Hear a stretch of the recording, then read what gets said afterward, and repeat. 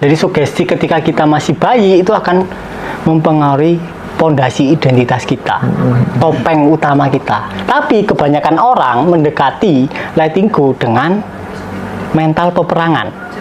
Dia berusaha melawan ini, mendorong, melepaskannya itu, dia mengira melepaskan itu adalah dilempar ke belakang atau ke depan sehingga dia nggak kelihatan lagi.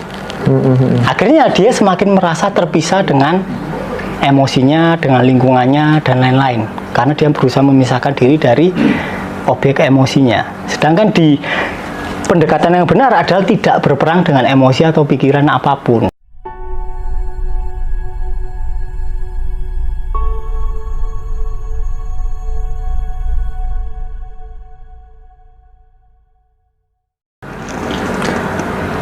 Oke, selamat sore Mas Riko. Sore. Sehat? Sehat. Oke. Mantap. Kita langsung gas ya Mas Riko. Ini banyak sekali pertanyaan-pertanyaan dari teman-teman Ngaji Roso. Ya Mas Riko, ini ada yang bertanya, ketika kita menginginkan sesuatu, maka kita harus menghilangkan perasaan ingin tersebut. Terus apa bedanya dengan orang lain yang sejak dari awal tidak punya keinginan? Nah, jadi gini, gampangnya sebelum kita jawab pertanyaan itu, gampangnya gini. Yang penting dari kehidupan kita itu adalah identitas atau self concept kan. Jadi keinginan itu urusan belakangan. Yeah. Nah, apa yang menentukan identitas itu adalah ketika seorang bayi lahir. Bahkan jauh sebelum itu, ketika seorang bayi dikandung.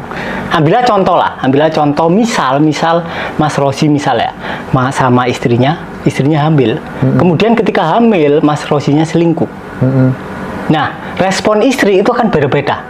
Tiap orang akan beda-beda. Nah, kebetulan istrinya Rosi, asumsinya adalah gini, oh, Mas Rosi ini selingkuh gara-gara aku punya anak, sehingga nggak bisa melayani secara total, nggak bisa nge-seks secara total, misal, oh karena aku hamil, aku akhirnya sibuk dengan anakku, mual, bla bla bla, akhirnya Mas Rosi selingkuh. Asumsinya gitu. Kemudian itu terbaca oleh embrionya. Kemudian pola didiknya akan menyesuaikan asumsi itu, bener nggak?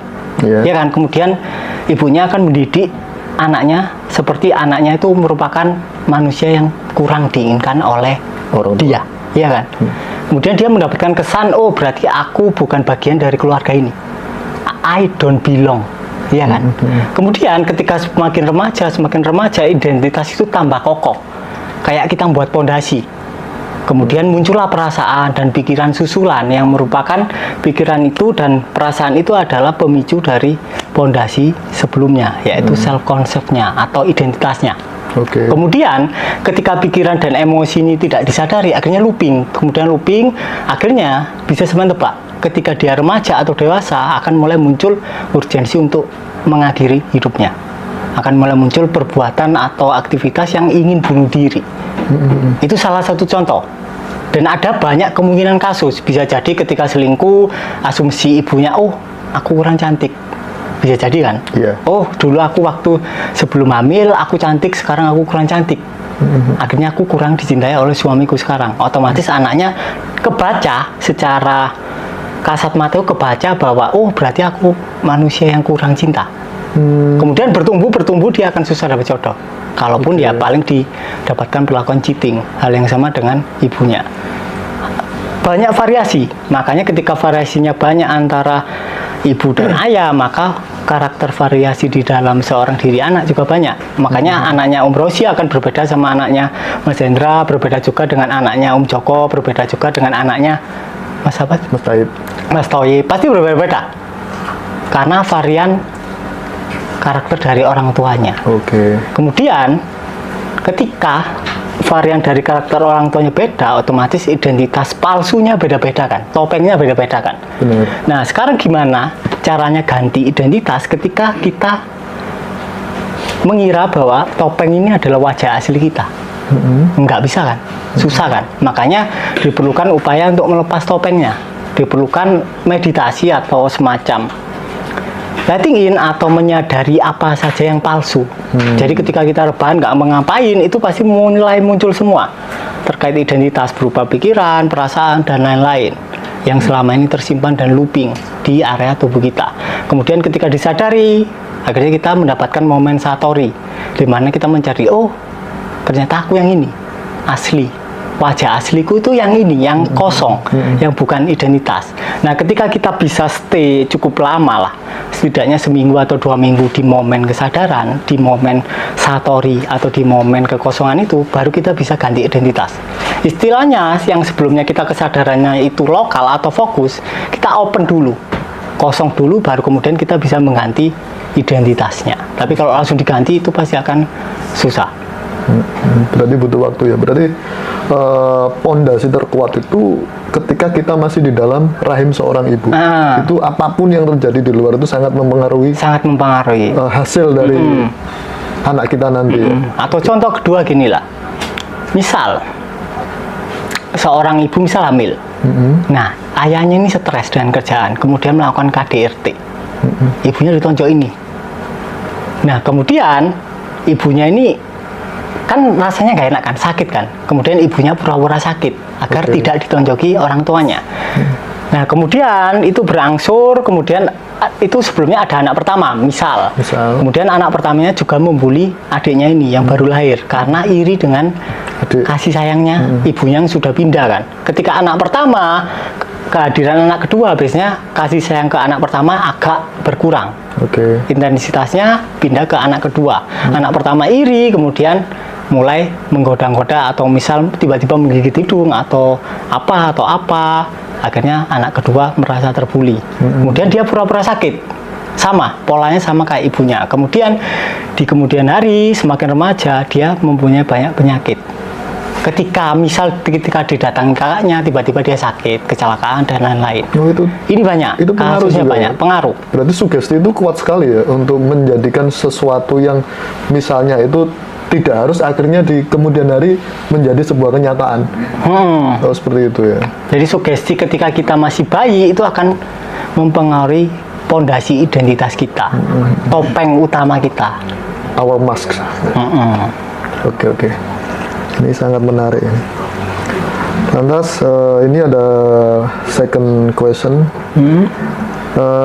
Garis merah di Sedona Method yang melakukan realis dari masalah yang dirasakan dengan letting in dari Mas Riko akan menarik. Bisa dijelaskan nggak Mas, Sedona Method itu seperti apa? Nah, Sedona Method itu kalau seingatku yang bikin itu adalah Lester Levinson. Nah, ada di bukunya Key to the Freedom kalau nggak salah, itu tak baca tahun 2010-an. Nah, intinya dia punya 3 cara letting go atau melepaskan emosi yang terpendam. Cara pertama kalau nggak salah dilepaskan. Cara kedua kalau nggak salah masuk lebih dalam. Cara ketiga aku lupa. Tapi ada cara yang lebih melampaui, yaitu cara keempat atau fourth way yang biasanya dibahas oleh Gurdjieff, yaitu mistikus dari Rusia, dan kemudian diadopsi oleh Lester Levinson, yaitu cara kesadaran. Diamati saja emosinya, dibiarkan muncul apa adanya, karena ketiga cara sebelumnya itu rentan jebakan, tricky. Misal Mas Rosi ingin melepaskan rasa marahnya, misal ibaratnya HP ini, ini rasa marah lah. Harusnya kan kita cuma naruh gini doang, nggak terlibat kan. Tapi ini masih ada di dalam area pandang kita. Tapi kita sudah tidak terlibat, nggak ada atensi, dibiarkan apa adanya. Tapi kebanyakan orang mendekati letting go dengan mental peperangan. Dia berusaha melawan ini, mendorong, melepaskannya itu. Dia mengira melepaskan itu adalah dilempar ke belakang atau ke depan sehingga dia nggak kelihatan lagi. Akhirnya dia semakin merasa terpisah dengan emosinya, dengan lingkungannya dan lain-lain, karena dia berusaha memisahkan diri dari objek emosinya. Sedangkan di pendekatan yang benar adalah tidak berperang dengan emosi atau pikiran apapun. Jadi kita including, jadi kita menerima apapun, otomatis itu akan lepas. Yang lepas itu bukan emosinya, tapi adalah penolakan kita. Kayak kita ngotak-ngatik HP ini, misal ini emosi, karena emosi kemarahan ini rasanya nggak nyaman, biasanya Mas Rosi ngapain? Ketika Mas Rosi marah atau sedih, rasanya kan nggak nyaman. Nggak nyaman. Perlu Mas Rosi ngapain? Kayak ingin kita lampiaskan atau merusak atau apa? Merusak gitu. Atau Mas Rosi ngerokok biar rileks gitu kan. Nah itu kan kayak ngotak-ngatik kemarahan ini kan. Melepaskan, yang dilepaskan itu adalah daya otak atik kita, bukan kemarahannya. Kemarahannya tetap ada di sini, kita hanya melepaskan penolakan kita. Udah selesai. Kita tetap including di medan kesadaran kita. Berarti bahasanya kita itu melawan penolakan yang apa ya, sesuatu yang tidak kita inginkan tadi. Menyadari itu. Kalau kita letting go, biasanya orang keliru kayak kita menciptakan balon di antara emosi sama diri kita. Jadi kayak ada perisai antara kita sama emosi kita. Akhirnya kita menjadi terpisah jadi dua, ada dualitas, gitu ya? ada sekat. Nah, itu pelan-pelan kita akan semakin merasa terasing. Di situ ada penderitaan. Yang tanpa kita sadari sebenarnya. Trikinya di situ. Beberapa orang akan mendekati letting go atau letting in dengan mode peperangan, beberapa lainnya dengan mode cinta. Yang benar adalah mode cinta. Oke. Nah, ini juga ada satu pertanyaan yang menarik Mas sebenarnya, dari tadi saya bacain. Jadi teman kita ini dari kecil sampai dewasa ini banyak mengalami hal-hal unik ya. Salah satunya adalah dia itu paling dibenci oleh ibunya daripada saudara-saudaranya, dia paling dibenci. Nah, yang paling nggak disukai sama dia itu dari kecil itu, sekarang pas menikah itu sering gagal juga, sering kali dia gagal menikah. Apa ada hubungannya ya dengan karma di hidup saya sebelumnya atau kehidupan di kehidupan yang sebelumnya gitu? Nah, entah kehidupan masa lampau ada atau enggak, kita kan nggak tahu. Benar. Kita nggak ingat ada atau enggak kan. Kalau di area kesadaran, seluruh kehidupan, entah itu masa lampau, masa depan, masa kini, seluruh karakter yang ada di dunia itu adalah kita. Jadi nggak relevan lagi membahas individual, ya kan? Oh, dulu aku kehidupanku gajah, tikus, sudah nggak relevan. Ketika kita hadir sebagai kesadaran, ketika kita hadir sebagai keseluruhan kekosongan. Jadi yang bisa kita tracking itu adalah masa di mana kita mulai dikandung sampai sekitar umur 5 tahun. Itu yang perlu di tracking. 5 year old. Ketika kita di dalam kandungan, ketika kita batasnya 5 tahun, kita mengalami kebencian dengan ibu, itu akan berlangsung selamanya. Jadi mulai dari usia 5 tahun. Ketika 5 tahun kita dibenci ibu, maka interaksi selanjutnya di masyarakat akan menyerupai interaksi kita dengan ibu. Sama dengan ayah juga.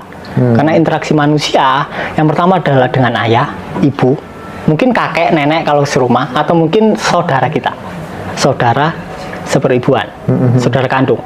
Kemudian dari kelima ini membentuk identitas. Kemudian dari identitas keluar pikiran, emosi, kemudian keluar realita kita. Jadi kalau kebetulan kita dibenci oleh ibu, di masa remaja kita akan dibenci teman-teman. Kemudian kita menikah, di dalam pernikahan kita juga akan mengalami yang dibenci lah. Atau mungkin mengalami momen cheating, diselingkuhi dan lain-lain. Nah, supaya hal tersebut tidak nempel sampai kita dewasa nanti, mungkin ada trik atau apa, Mas? Ya, diselesaikan hubungan terkait ibunya. Itu kan ibunya. Dia tahu kalau ibunya membenci dia. Nah, ketika dia dibenci oleh ibunya, rasa apa yang muncul? Kecewa, Mas. Kecewa. Ya udah disadari kecewanya sampai benar-benar lenyap. Kemudian hubungan itu akan jadi lebih baik. Tapi kalau kecewanya nggak disadari, misal Mas Rosi dibenci oleh ibunya, misal Mas Rosi merasa kecewa, sedih, terus Mas Rosi ngerokok, kan itu lari kan, pelarian. Yang awalnya itu mau muncul ke permukaan untuk dialami total, dia jadi terkubur lagi. Ketika dia terkubur, otomatis ya dia harus muncul lagi kan, dia kan harus terekspresi, kemudian lenyap, muncul ombak baru. Artinya ya ketika sedih muncul, dibiarin, jangan ngerokok. Artinya yang perlu kita identifikasi atau kita perlu kenali itu kebiasaan apa saja yang kita pakai untuk lari. Itu kita hindari. Itu kita sadari. Misal Mas Rosi hubungannya nggak baik sama ibunya dan reaksinya sedih. Nah, ketika sedih Mas Rosi ngapain? Misal Mas Rosi ngerokok, ya kali ini cobalah nggak ngerokok. Pasti itu emosi akan muncul semuanya. Kalau biasanya cewek kalau sedih dia makan, ya cobalah kalau sedih jangan makan dulu. Itu pasti muncul rasa nggak enaknya. Mungkin kalau Om Joko sedih, dia meditasi. Ya cobalah nggak usah meditasi, biarkan emosinya muncul apa adanya. Berarti kalau ini kan banyak ya. Misal, oh saya sedih, saya punya masalah, saya harus sholat tahajud atau yang Muslim kan, wirid itu. Berarti nggak usah wirid. Jadi gini, ketika apapun itu, mau sebaik apapun Heeh. suatu ritual, kalau motifnya itu lari jadi buruk karena ada motif dia menghindari emosinya. Tapi ketika emosinya sudah disadari, kemudian muncul nuansa perayaan, apapun yang dilakukan akan baik, entah wirid, entah sholat, entah meditasi, apapun itu akan menjadi perayaan kebahagiaan hubungan kita dengan ketuhanan. Tapi kalau kita untuk menghindari emosi, ya kita tidak berhubungan dengan ketuhanan, ya kan? Kita kan sedang berhubungan sama emosinya, Emosi kita, tapi kita nggak mau. Aha. Tapi jauh di dalam kita tetap bermusuhan sama emosinya Iya. dengan cara meditasi atau dengan cara wirid atau dengan cara belanja, makan dan lain-lain. Berarti sangat berpengaruh ya ketika kita mempunyai masalah, misal dengan ibu kita atau keluarga kita atau our parent lah. Itu di kemudian hari ketika kita dewasa, menikah dan lain sebagainya, itu juga ke bawah ya. Sangat ke bawah. Makanya di semua ajaran agama pasti disarankan untuk berhubungan baik sama ibu dan bapak, ya kan? Tapi pesan itu salah dipahami. Akibatnya orang tua memaksa anaknya berbakti. Nah, Ya kan? benar. Nah, yang benar adalah ketika ada hubungan yang renggang, disadari dulu emosinya. Ketika emosinya sudah disadari apa adanya, dia berubah menjadi kasih sayang, barulah muncul bakti. Secara otomatis, tanpa berpura-pura berbakti. Tapi yang terjadi di masyarakat kita adalah pemaksaan berbakti. Nah. Pemaksaan untuk mencintai orang tuanya. Padahal orang tuanya membenci dia. Benar. Memperlakukan dia tidak baik, dan lain-lain. Atau KDRT, ke anaknya, atau apa. Nah, itu perlu disadari terlebih dahulu kecewaannya, kesedihannya. Ketika kesedihannya udah lewat, udah berlalu, kan kalau dibiarkan akan berlalu dengan sendirinya kan. Kemudian mulai muncul kasih sayang tanpa syarat. Ya, terkait kita kultur kita, terutama masyarakat Indonesia itu kan memang dipaksa untuk berbakti kepada orang tua. Nah, kalau kita balik, kita tidak bicara salah atau benar.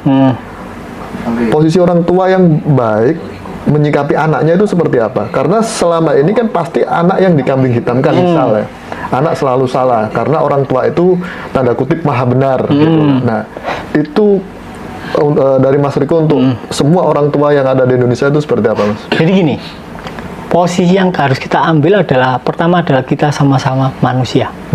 Entah itu orang tua, entah itu anak, adalah posisinya kita sama-sama manusia. Ya kan? Secara karakter nggak mungkin sempurna. Benar. Walaupun secara kesadaran kita sempurna, tapi secara individu kita tidak sempurna. Benar. Ada kesalahan, ada mungkin keliru dan lain-lain.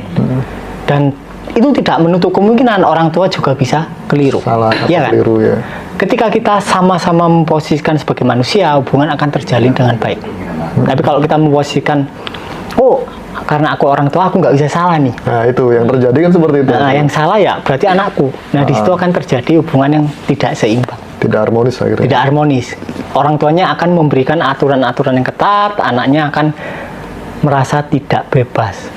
Kemudian mengalami self-identitas yang tidak bebas. Dia akan merasa terpenjara dan efeknya macam-macam. Oke. Jadi intinya kita harus saling menyadari bahwa kita sama-sama sebagai manusia ya, bukan sebagai anak atau orang tua gitu. Oke, Mas Riko. Ini ada pertanyaan lagi, Mas Riko. Ada yang pengen ajukan soalan buat Mas Riko ini. Bagaimana untuk memutuskan pikiran yang tidak baik? Contohnya bisa ada lintasan di pikiran dari sahabat dekat kita, atau bakalnya ini mengkhianati kita kan gitu. Biasanya kan ada, kita terlintas pikiran seperti itu. Soalan untuk itu gimana, Mas Riko, untuk menjawabnya? Nah, gini. Sebenarnya menurut Om Rosi ya, yang bikin penderitaan itu adalah pikiran yang buruk atau yang ngejudge kalau pikirannya buruk. Contoh, wah Om Rosi ini kewesro gini. Kemudian muncul pikiran lain setelah itu. Kan ini muncul lah, udah tenggelam kan. Yeah. Yang bilang, oh Om Rosi ini kisru. Kemudian muncul pikiran selanjutnya, oh aku nggak boleh mikir gini, jelek pikiranku. Yang mana? Antara dua ini. Yang berbahaya adalah pikiran yang ngejudge sini. Pikiran selanjutnya yang ngejudge pikiran sebelumnya. Iya kan? Kalau ini disadari, ya ini nggak ada apa-apanya. Nggak ada baik dan buruk. Baik dan buruk itu cuma suara judgement atau suara penghakiman terhadap pikiran sebelumnya yang sudah muncul. Nah. Jadi disadari penghakimannya. Yang menghakimi pikiran buruk dan yang menghakimi pikiran baik. Aslinya nggak ada baik dan buruk. Pikiran ya cuma tayang doang kan. Iya. Terus yang memicu untuk muncul pikiran tersebut itu apa, Mas? Self identitas. Kalau kita misal lah, kalau kita self identitasnya misal ginilah. Ini kasus yang sangat sering terjadi. Mas Rosi ketika kecil, misal Mas Rosi Islam misal, kan hari raya kan, dapat uang galak gampil, iya kan? Umur 4 tahun udah dapat kan? 3 tahun, 4 tahun, 5 tahun udah dapat. Yang dilakukan ibunya Mas Rosi, orang tuanya apa? Sini titipin. Iya, benar kan? Benar. Terus kira-kira uangnya balik nggak? Bisa iya, bisa tidak. Kebanyakan balik. Kebanyakan tidak. Tidak kan? Nah, ketika nggak balik, Mas Rosi apa? Kecewa. Asumsinya? Kecewa. Kecewa karena mengira, oh orang tua aku ini nipu aku. Nah, ketika kita mengira, oh orang tua aku nipu aku, kita otomatis nggak bisa percaya ke orang tua. Akhirnya kita membangun identitas, oh aku adalah orang yang susah percaya terhadap orang lain. Kemudian itu akan merangsang pikiran-pikiran selanjutnya yang curigaan ke orang. Kemudian kita akan gampang ketipu selanjutnya. Di saat kita remaja, saat kita tua, itu pasti gampang ketipu. Cobalah di tracking ke bawah. Orang yang gampang ketipu itu pasti kecilnya mengalami, dia merasa tertipu oleh orang tuanya. Gitu ya.